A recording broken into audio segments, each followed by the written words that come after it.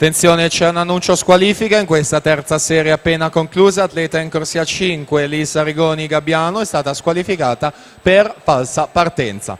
E siamo in vasca con la serie numero 2, in attesa della prima, protagoniste in vasca già medagliate a livello giovanile, la Miari Fulcis in 6, la Perroni alla 4 e anche la Franconetti in terza corsia.